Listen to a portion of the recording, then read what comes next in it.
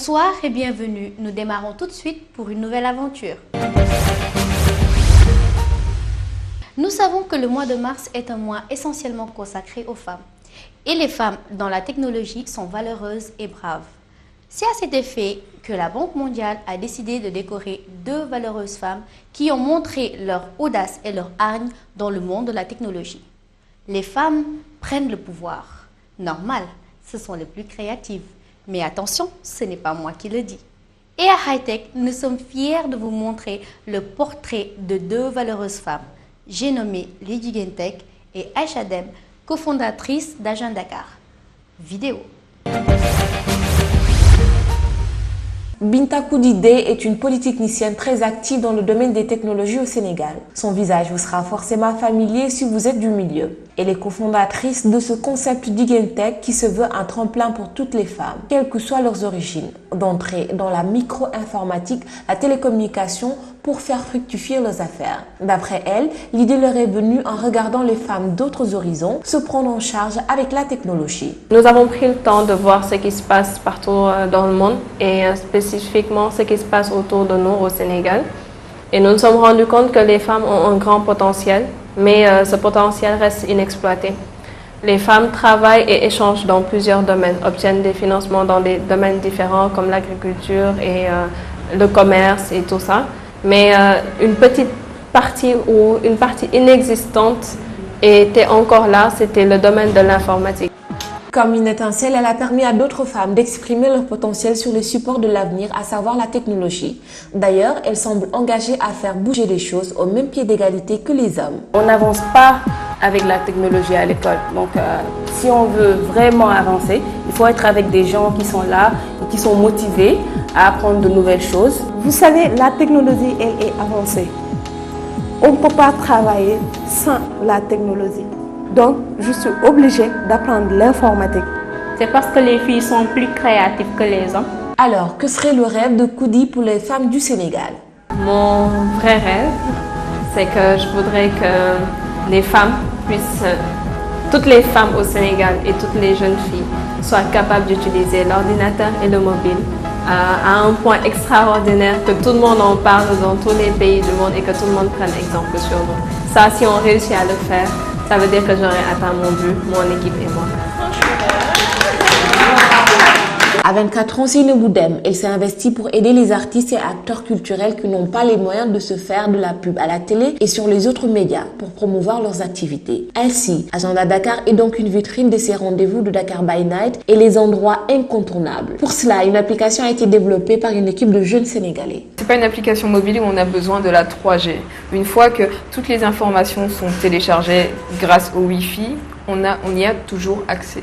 Le mois de mars est vraiment celui des femmes, cela reste vraiment dans le domaine de la technologie. Une application high-tech, ça vous dirait? Encore faudrait-il savoir ce qu'est une application. En mathématiques, on nous apprend que l'application est une notion importante de la théorie de l'ensemble. En informatique, on nous dit qu'une application nous permet d'effectuer une ou plusieurs tâches ou fonctions. Et en mobile, ça donne quoi? Ou laissez-moi reformuler la question, qu'est-ce qu'une application mobile et surtout, quelles sont les applications en vogue actuellement? De nos jours, on entend parler d'applications mobiles pour presque toutes les choses de la vie. Les jeux vidéo, commander à manger, les bons coins, etc. En mathématiques, les applications sont une notion importante de la théorie des ensembles. Les ensembles, tout le monde connaît, du moins ceux qui sont arrivés au collège. En informatique, une application est un logiciel qui permet de réaliser une ou plusieurs tâches ou fonctions. Application est souvent confondue avec logiciel, ce dernier terme ayant des possibilités plus étendues. Alors, c'est quoi vraiment une application? Qu'est-ce qu'une application mobile? Qu'est-ce qui la différencie d'une logiciel? Une application mobile, c'est un petit programme que l'on télécharge sur son smartphone. Et on peut le télécharger sur les stores. C'est un logiciel pour smartphone permettant d'effectuer une tâche bien précise. L'application mobile, c'est disons quelque chose que l'on peut télécharger sur son téléphone ou tablette et qu'on peut utiliser sans le net. Quelque chose qui est utile, que je peux utiliser avec mon téléphone. Une application, c'est une sorte de trucs pour télécharger, pour travailler, d'utiliser. Et la différence avec le logiciel, c'est beaucoup plus pour les ordinateurs, les desktops. L'application mobile, c'est un programme, c'est en quelque sorte un petit logiciel également, mais c'est beaucoup plus pour les smartphones. Une application mobile, déjà, de point de vue technique, il n'y a pas de réelle différence entre une application mobile et puis une application développée pour tierces du genre du PC, d'autres points. La différence, si on pourrait le citer, si on pourrait le définir comme ça, la réelle différence entre une application mobile et une application tierce, c'est que les applications mobiles ciblent plutôt un certain nombre d'informations qui intéressent tout de suite l'utilisateur. Donc c'est minimaliste, vraiment minimaliste, comparé à une application qui est développée pour un PC ou bien pour un site web. Une application mobile, on dirait, s'apprête mieux au smartphone, tablette ou phablette parce qu'elle permet une prise en charge plus ergonomique qu'un site classique visité à partir d'un mobile. Comment repenser alors à concevoir pour répondre aux attentes de cette nouvelle plateforme mobile? Comment également concevoir une application pour répondre aux attentes des utilisateurs des smartphones? Pour concevoir une application répondant aux besoins des utilisateurs de smartphones, il faut tout simplement que l'application soit. Le premier point pour moi, l'application doit être très conviviale, simple et qui simplifie la vie de l'utilisateur. D'abord, il faut connaître leurs besoins. Il faut savoir de quoi ils ont réellement besoin avant de commencer à développer une application. Si des utilisateurs disent par exemple qu'ils ont besoin de savoir où se trouve le supermarché le plus proche autour d'eux, ce sera intéressant de développer une application qui répond à ce souci-là. Comme ça, on est plus sûr de les intéresser. Il faut savoir les attentes de l'utilisateur. Et une application mobile, ce qu'il faut savoir, c'est qu'il faut qu'elle soit ergonomiquement adaptée au smartphone. Donc déjà, les boutons, la taille des boutons doivent être assez adaptés au pouce ou bien au doigt des utilisateurs. Donc c'est carrément différent d'un site web. Vous n'allez pas mettre autant d'informations que vous mettez sur un site web, sur une application mobile. Tous les supports peuvent-ils avoir leurs applications comme un téléphone classique ou une tablette de première génération? Est-ce que les applications peuvent être installées sur des systèmes d'exploitation? Peuvent-elles marcher sur les téléphones classiques? Oui, n'importe quel type d'application peut être installé sur tout type de téléphone. Non, elles ne peuvent pas être installées sur tous les systèmes. Les applications vont avec le système d'exploitation auquel elles sont adaptées pour fonctionner. Donc, ce n'est pas possible que ça puisse fonctionner sur tous les systèmes. Une application Android ne pourrait pas marcher sur une application de téléphone du genre du iPhone ou bien un Windows Phone. Par contre, développer la même application pour Windows Phone permettra de faire tourner l'application en fait dessus.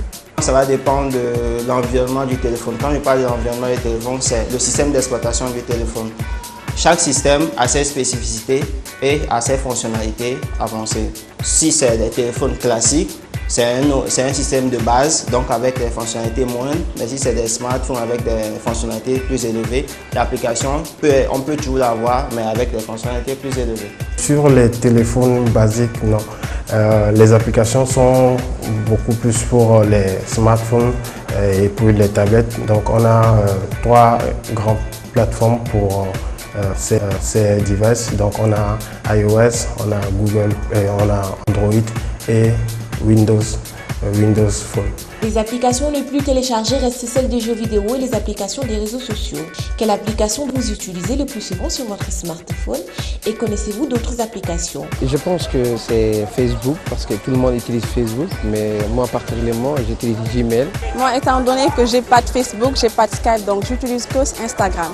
J'utilise Facebook, j'utilise Candy Crush pour jouer, Viber, etc. J'utilise WhatsApp et Viber. Subway Surfer, Temple Run et Asphalt Route aussi. Temple Run, Candy Crush. FIFA et PS. Il y a Instagram, Facebook, WhatsApp, Viber, Deezer. Quelles sont les applications les plus téléchargées au Sénégal? Les internautes ont-ils une préférence pour les jeux vidéo? Les applications les plus téléchargées au Sénégal, je peux dire il y a deux volets. Il y a premièrement les applications qui sont attraits aux réseaux sociaux, ça c'est le premier point. Et puis il y a les jeux. Les jeux, en parlant de jeux, je peux dire il y a des jeux que vous connaissez bien peut-être, Angry Birds, les jeux de mots fléchés, les jeux de Temple Run. Dans la liste des applications les plus téléchargées au Sénégal, je citerai peut-être Rabeli, qui est un jeu que j'ai conçu. Vous avez des applications comme Marodi TV, Les jeux vidéo viennent en bonne position. Donc on a les jeux tels que Angry Birds, les applications Morid, Facebook, Twitter et même des social messaging tels que Viber, WhatsApp, etc. qui sont également très consommés. Vous avez à côté de ça des applications d'information comme News. On voit bien que les applications ont un bel avenir devant elles, moins lourdes que les logiciels qui occupent un grand espace de capacité. Elles sont faciles d'installation et permettent d'avoir accès aux services les plus demandés. Est-ce que les Sénégalais ont une expertise dans la création d'applications qui peuvent rivaliser avec les meilleurs du monde? On a les ressources, l'expérience, on l'a. Je veux dire qu'on a vraiment toute l'expérience ici, c'est vraiment limite. Mais on peut faire des applications qui rivalisent avec le reste du monde. Oui et non. Bien sûr, quand on va sur les différents stores, Google Play ou bien App Store, on voit des applications, on en télécharge, on se rend compte qu'elles sont faites au Sénégal. On a pratiquement le même niveau d'expertise que les Occidentaux. Même si on prend même l'exemple de quelques agences ici au Sénégal, telles que People Input et autres. Donc on n'a pratiquement rien à envier aux experts des autres continents. Oui, parce que nous tous, on a la compétence. Il n'y a pas de compétences africaines et compétences européennes. Ça, je le dis toujours, ça n'existe plus. Tout ce qu'il nous faut faire, c'est trouver tous les aspects, parce que pour développer une application mobile, il ne s'agit pas seulement d'être développeur, il s'agit de beaucoup de choses qu'il faut traiter derrière. Comment est-ce que l'utilisateur perçoit votre application? Qu'est-ce que vous devez lui donner? Est-ce que l'interface que vous donnez répond vraiment à ses besoins? Est-ce qu'elle est attirante? Bon, on a tous les mêmes compétences pour pouvoir faire des applications qui peuvent rivaliser avec les applications européennes. Une question très simple pour finir. Le Sénégal n'est pas donc à la traîne. Alors, bientôt une application high-tech, ça vous dirait? L'actu en bref démarre avec une information phare, à savoir le hashtag No au mur, qui est la volonté des Dakarois contre l'érection du mur de la honte sur la corniche ouest. Cela fait déjà plus d'une semaine qu'on assiste à une levée de boucliers virtuels de Dakarois, mécontents de l'érection d'un mur sur la corniche ouest par des diplomates turcs. Après la mise en circulation d'une pétition, des émissions de TV et une campagne d'affichage, une marche a été organisée pour dénoncer le mur de la honte. Le magazine Jeune Afrique a publié aujourd'hui une liste de 10 innovations technologiques qui font bouger l'Afrique. Parmi elles, 2 startups sénégalais. Il s'agit de la plateforme El Moula ou la bourse agricole et de la décortiqueuse de Foni. Avec la plateforme El Moula créée en 2012, le Sénégalais Aboubacar Sidi Sonko a décidé de boucler le circuit de production agricole dans son pays. Bâti sur le principe d'une bourse en ligne disponible via SMS, Internet et call center, El Moula offre aux producteurs la possibilité de communiquer avec des clients sur leurs produits en indiquant prix, qualité, lieu et production, etc. Sanuki Diakité a développé une machine électrothermique qui décortique 5 kg de fonio en seulement 8 minutes. La machine, dont l'efficacité est de 99%, ne requiert qu'une puissance de 1,5 kW, ce qui permet d'accroître le rendement du processus de plus de 65%, une belle économie. La plateforme de blog de Sénéweb totalise plus de 4000 blogs. Créée en 2012, la plateforme de blog de Sénéweb, premier portail sénégalais, compte aujourd'hui plus de 4000 blogs. Cette dernière devrait bientôt connaître des changements de matière à être plus souple et plus facile à utiliser par les internautes. Je vous laisse découvrir l'invité du jour. Aujourd'hui, les applications, il faut d'abord partir de sa définition. Donc, c'est un logiciel qui est adapté pour tout ce qui est appareil électronique mobile, à savoir les smartphones, donc tout ce qui est téléphone portable, avec écran tactile qui arrive à aller sur Internet, et les tablettes. D'accord ? Donc, à partir du moment où aujourd'hui on connaît la place de mobile, parce que ces appareils sont mobiles, l'application, son utilité au niveau des consommateurs, des grands publics comme entreprises, c'est qu'ils peuvent avoir des solutions adaptées. Par exemple, aujourd'hui, vous avez des applications qui marchent bien, comme Viber, toutes les applications de chat, en fait. Et avec la 3G aujourd'hui, en situation de mobilité, vous pouvez appeler via ces applications. Ou alors consulter, je prends un exemple tout simple, vous êtes un élève à l'école, vous êtes dans une situation par exemple en discussion, vous rencontrez quelqu'un qui parle anglais, vous avez un doute sur un mot, vous avez une connexion, vous avez une application, un dictionnaire en fait qui a été adapté en application pour un smartphone ou une tablette, vous pouvez automatiquement consulter le mot que vous voulez chercher. Vous avez tout ce qui est, on va dire, un peu utilitaire entreprise. Vous avez notamment Evernote, qui est une application de prise de notes. Donc quand vous êtes en rendez-vous, vous pouvez prendre des notes sur l'application, c'est synchronisé avec votre adresse et à tout moment vous pouvez le récupérer même à partir de votre PC. Pour utiliser une application aujourd'hui dynamique, il faut une bonne connexion. Donc il faut vraiment que ce prix soit très abordable pour que tout le monde ait accès à ces applications. Déjà pour avoir une application sur son téléphone, il faut la télécharger, aller sur le store, donc connexion. Ensuite, s'il y a des mises à jour, également, il faut une connexion. Mais rien que pour l'accès, il faut une connexion. Donc si les opérateurs arrivent à vulgariser vraiment cette connectivité à un prix défiant toute concurrence, vraiment très bas, tout le monde aurait un smartphone et une application. Il y a également les moyens de paiement, effectivement. Mais ça, c'est pour les applications payantes. Parce que si vous allez par exemple sur Play Store ou sur Google Play ou Apple Store, vous avez certaines applications qui ne sont pas gratuites. Bon, ça, c'est le fabricant de l'application, c'est le concepteur qui décide que son application est payante ou pas. Mais cela dépend du service qu'il propose. Effectivement, il y a des services qui pourraient être proposés via application mobile, mais qui seront payantes. Aujourd'hui, vous vendez même une application à 100 francs, on n'a pas encore de moyens de paiement. Parce que sur ces stores, les seuls modes de paiement acceptés, c'est par carte bancaire. Et on connaît aujourd'hui le taux de bancarisation au Sénégal. Il n'est pas trop élevé pour que tout le monde ait accès. Ça touche une infime partie de la population. L'application, il faut le prendre comme un outil qu'on peut utiliser pour le fun comme pour le travail. Pour les applications aujourd'hui, ça peut être un moyen d'atteindre une cible déjà. Parce que vous avez une application d'un produit quelconque que vous proposez, qui est grand public. Toutes les personnes qui téléchargent cette application ont accès à tout ce que vous proposez. Donc vous pouvez communiquer à travers cet outil à tous ces consommateurs, sachant que ce sera une communication très ciblée. Aujourd'hui, c'est ce que tout le monde recherche. Parce que chacun est propriétaire de son smartphone. Donc toute communication que vous ferez à travers cette application, elle sera ciblée, elle touchera votre cible. Ensuite, il y a des applications métiers. Quand je dis métier, par exemple, vous avez un client, un concessionnaire de voitures, je prends cet exemple parce que c'est l'un de nos clients, par exemple, qui aujourd'hui a équipé ses commerciaux de tablettes 10 pouces. Aujourd'hui, vous avez l'habitude de voir les commerciaux, les concessionnaires de voitures avoir des tonnes de catalogues. Donc pour chaque modèle, il y a un catalogue, un gros catalogue de 10 pages environ. Et vous imaginez, si vous avez 30 modèles de véhicules, ça fait 30 catalogues. Sachant que vous en prenez beaucoup pour en laisser un à chaque rendez-vous. Donc aujourd'hui, ces commerciaux sont équipés de tablettes. Et le catalogue, nous avons développé en fait une application qui reprend tout le catalogue de tous les modèles.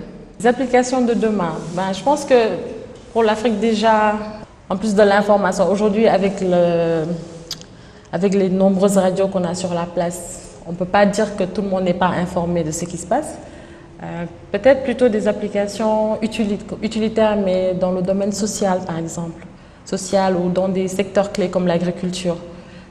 Aujourd'hui, quelqu'un qui a un smartphone et une connexion Internet devrait pouvoir, par exemple, consulter la météo. Je suis agriculteur aujourd'hui, j'aimerais savoir demain quel temps il fera ou les 3 prochaines saisons, 3 prochains mois, quel temps il fera, est-ce que c'est propice. J'ai besoin d'un conseil spécifique par rapport à une graine ou un produit.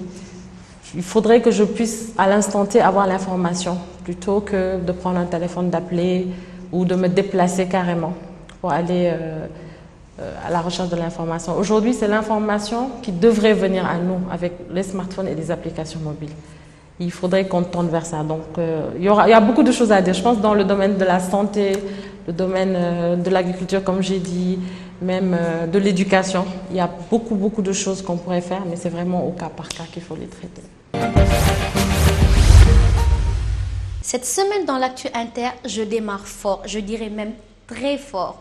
Des chercheurs japonais à l'imagination débordante ont créé Aquatop Display.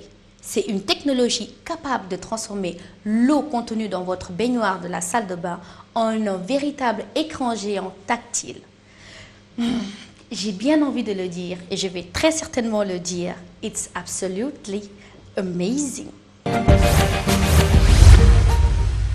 Des chercheurs japonais à l'imagination débordante ont inventé Aquatop Display, une technologie capable de transformer l'eau contenue dans la baignoire de votre salle de bain en véritable écran tactile géant.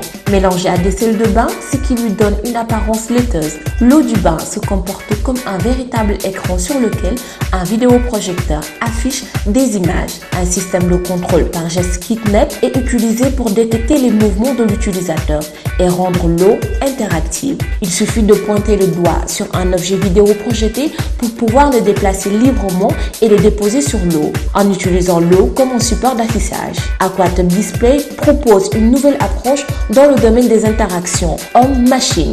L'utilisateur est immigré vers l'écran inactif. Transformez votre maison en un grand terrain de jeux virtuels ou encore jouer à des jeux vidéo encore plus immersifs. C'est ce que vous permet de faire WeTrack, qui vous permet en 3D de suivre les mouvements d'une personne à travers les murs. Je vois déjà les amateurs de jeux vidéo jouer derrière les canapés au tir. Le capteur KitNet de Microsoft, qui permet notamment de contrôler des jeux vidéo, sont utilisés de manette. Et sans aucun doute, l'un des gadgets high-tech qui aura profondément marqué ces dernières années. Après quelques années d'existence, ce système de contrôle par geste se révèle toujours extrêmement ludique et permet d'imaginer de nombreuses applications dans tous les domaines. KitNet dispose de nombreuses qualités, mais il a aussi certaines limites. Il oblige l'utilisateur à se positionner, à rester devant le capteur. La nouvelle technologie WeTrack du MIT va plus loin et offre la possibilité de suivre en 3D les mouvements d'une personne de manière précise à travers les murs. Ce système permet d'envisager des jeux vidéo encore plus immersifs. Le joueur pourrait se cacher derrière le canapé ou se déplacer librement dans les différentes pièces d'une maison, qui deviendrait ainsi un grand terrain de jeu virtuel. Je vous offre, messieurs, dames, un prototype présenté par les labos du MIT, qui est une nouvelle technologie d'interface avec un homme-machine. Ici, on reproduit les formes en 3D et en temps réel. Il y a quelques jours, les MIT, dont la renommée n'est plus à faire en matière d'innovation scientifique et technologique, dévoilaient sa Morphing Table, une table high-tech capable de prendre n'importe quelle forme en 3 dimensions. Baptisée Inform, cette interface, qui prend pour le moment l'apparence d'une simple table, peut reconstruire des formes en 3D et en temps réel, en déplaçant verticalement des certaines de petits blocs. N'espérez pas troquer votre clavier et vous offrir une telle technologie dès demain. Inform est encore un prototype qui coûte plusieurs dizaines de milliers d'euros et dont l'étendue des applications potentielles reste à explorer. C'était tout pour aujourd'hui et pour nous. À dans 15 jours et en attendant, continuez de visiter et de venir nombreux sur notre page Facebook.